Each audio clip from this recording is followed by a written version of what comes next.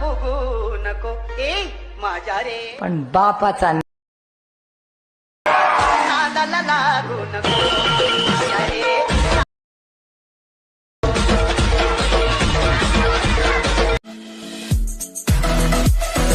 गर्वानं फुगू नको ए माझ्या रे, पण बापाचा नादाला लागू नको माझ्या रे.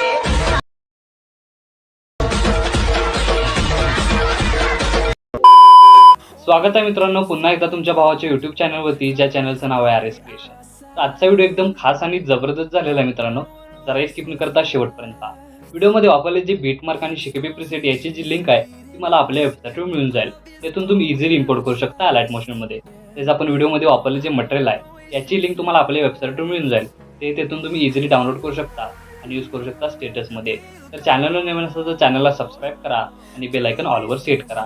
तर तुमचा जराही न वेळ घालवता व्हिडिओला सुरुवात करूया.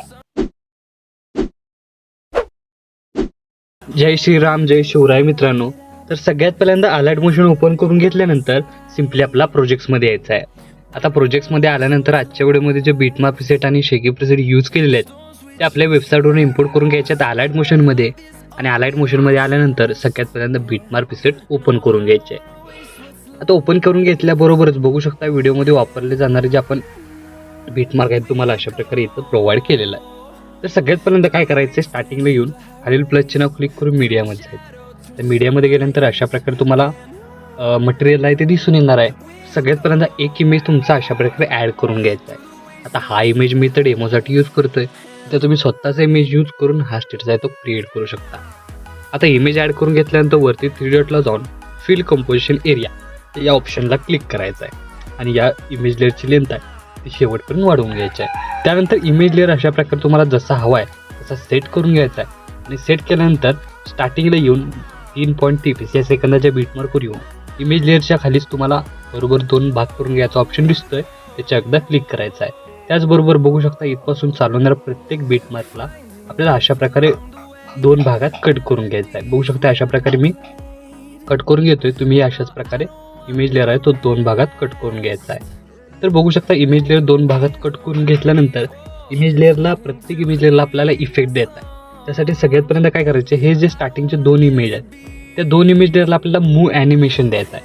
त्यासाठी सगळ्यात पहिल्यांदा पहिला इमेज लेअर आहे तो सिलेक्ट करून मूव्ह अँड ट्रान्सफॉर्मेशनमध्ये जाऊन एका साईडला करून घ्यायचा. अशा प्रकारे बघू शकता एका साईडला करून घेतल्यानंतर आपल्याला इथं प्लस की द्यायची आहे. प्लस की दिल्यानंतर शेवट यायचं आणि प्लस की द्यायचा आहे. आणि इमेज आहे तो बघू शकता अशा प्रकारे इमेज आहे तो आपल्याला काय करायचा, थोडासा पुढे येऊन प्रॉपर इथं सेट करायचा आहे. म्हणजे मूव्ह ॲनिमेशन अशा प्रकारे येऊन जाणार आहे.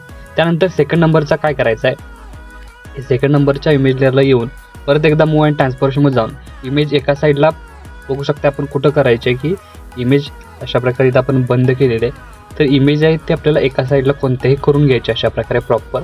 इथं आपल्याला प्लस की द्यायचा आहे आणि लास्टला प्लस की देऊन आपला इमेज आहे तो फक्त काय करायचा अशा प्रकारे मधोमध सेट करायचा. अशा प्रकारे करू शकता अशा प्रकारे मधोमध सेट करायचे. म्हणजे काय होणार आहे की यालाही ॲनिमेशन अशा प्रकारे येणार आहे आणि इथं या ॲनिमेशन अशा प्रकारे दोन्ही इमेज लेअरला ॲनिमेशन येणार आहे. आता ॲनिमेशन दिल्यानंतर परत इथून बॅक निघून शेकी प्रीसेट ओपन करून घ्यायचा आहे. आणि हा जो फर्स्ट इफेक्ट आहे अशा प्रकारे इथून आपल्याला कॉपी करून घ्यायचा आहे. कॉपी करून घेतल्यानंतर मेन प्रोजेक्टला येऊन या स्टार्टिंगच्या दोन्ही इमेज लेअरला हाच इफेक्ट अप्लाय करून घ्यायचा आहे. म्हणजे याचं युनिक असं कॉम्बिनेशन तुम्हाला दिसून येणार आहे. आता दोन्ही इफेक्ट पेस्ट झाल्यानंतर हे जे स्मॉल लेअर इमेज लेअर आहेत त्याला इफेक्ट कोणत्याही प्रकारचा द्यायचा नाही. त्याला पण काय करायचं, पहिला इमेज राहिला तो आपल्याला अशाच प्रकारे ठेवायचा आहे. सेकंड इमेज लेअर आहे तो सिलेक्ट करून इफेक्टमध्ये जायचा आहे, ॲड इफेक्टमध्ये जायचा आहे आणि तर आपल्याला मिरर इफेक्ट बघू शकता अशा प्रकारे मिरर इफेक्ट आहे तो या इमेज लेअरला सेट करायचा आहे. तर मिरर इफेक्ट तुम्हाला दिसणार आहे अशा प्रकारे.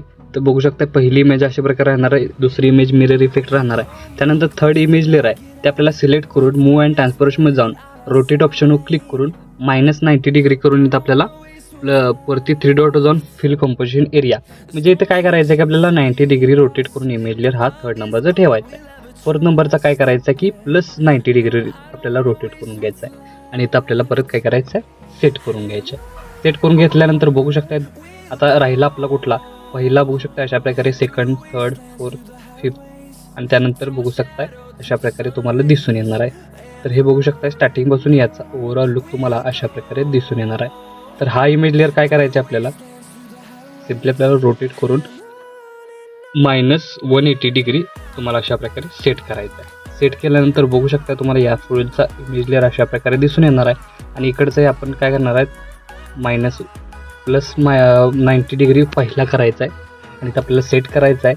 आणि दुसरा आहे तो -90 डिग्री करून घ्यायचा आहे. तुम्हाला याचं युनिक असं कॉम्बिनेशन व्हिडिओमध्ये दिसून येणार आहे.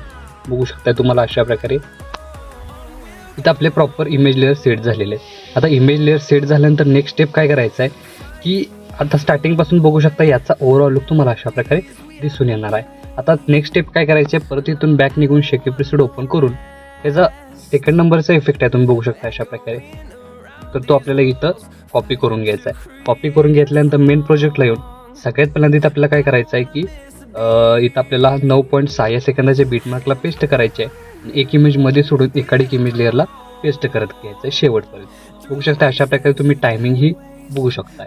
त्यानंतर बॅक निघून आपल्याला परत एकदा शेकी प्रिसेट ओपन करून घ्यायचा आहे आणि थर्ड इफेक्ट आहे तो इथून आपल्याला कॉपी करून घ्यायचा आहे.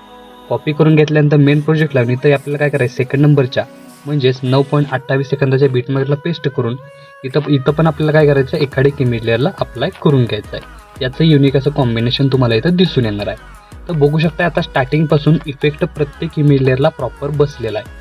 बघू शकता अशा प्रकारे तुम्हाला दिसून येणार आहे. तर इफेक्ट झाल्यानंतर आपल्याला ॲटिट्यूड लेअर आहेत ते ॲड करायचे आहेत, PNG किंवा आपल्या रेक्टेंगल लेअर. त्यासाठी खालील प्लसचे नाव क्लिक करून मीडियामध्ये जायचं आहे.